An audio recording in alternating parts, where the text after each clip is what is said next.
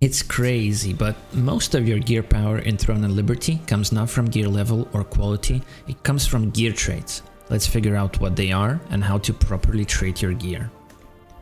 Welcome to TL Academy, where we focus on tutorials, guides, and explainer videos. This one is for complete beginners. I will explain what traits are, how to add them and level them up, and we'll touch on the blessing system at the end. Everything should be timestamped below.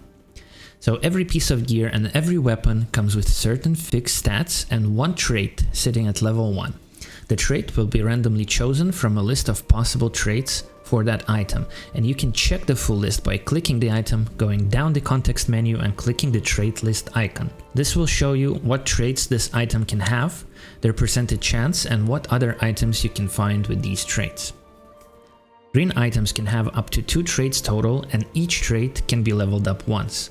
Blue and purple items can have 3 traits. On purple items, every trait can be leveled up to 3 additional times. To level up your trait, you need to have another item with the same trait in your inventory. This item does not need to be an exact copy, but it needs to be in the same item class. So to grow a trait on boots, you need another boots with the same trait. For gloves, you need any gloves, and for weapons, you need any weapon. Go to the Equipment Enchanting menu and select the Trait tab. Click on the item you want to grow. And if you have suitable items you can use for trait leveling, they will show up on the right. Just pick the correct item and press enchant to level your trait. For this process, you can use the same quality items to guarantee trait leveling, for example using blue items to trade blue items, or you can use lower quality items for a 10% chance. If your 10% gamble does not succeed, you will earn some blessing points for each failed attempt.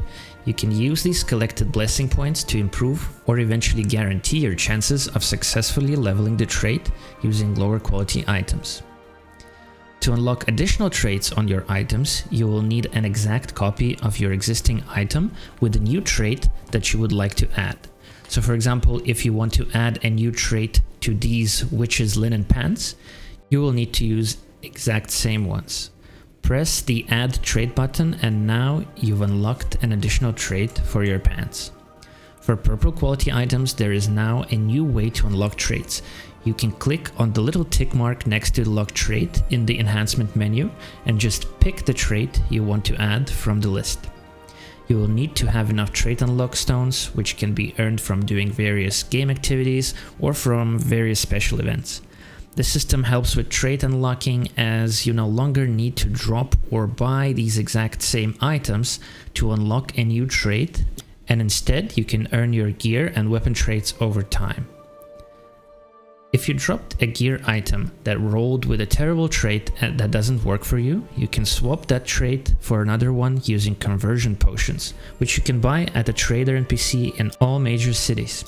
Again, go to Equipment Enchanting, select the trait you want to convert, click the little arrows icon next to the trait and make sure you have an exact copy of your item and your desired trait, or enough trait unlock stones if you are converting purple item traits. This is all the basic info there is to know about traits, leveling them up and unlocking new ones. But I want to provide you some extra value by explaining a process called blessings stacking. The basic concept revolves around failing the trait enhancements so many times using the cheapest items that when you transfer this item into your desired and more expensive one, the failed blessing stacks will also transfer, and you will be able to use blessing points to guarantee trait levels without spending a lot of lucent or time acquiring the more expensive traits. Here's how it works.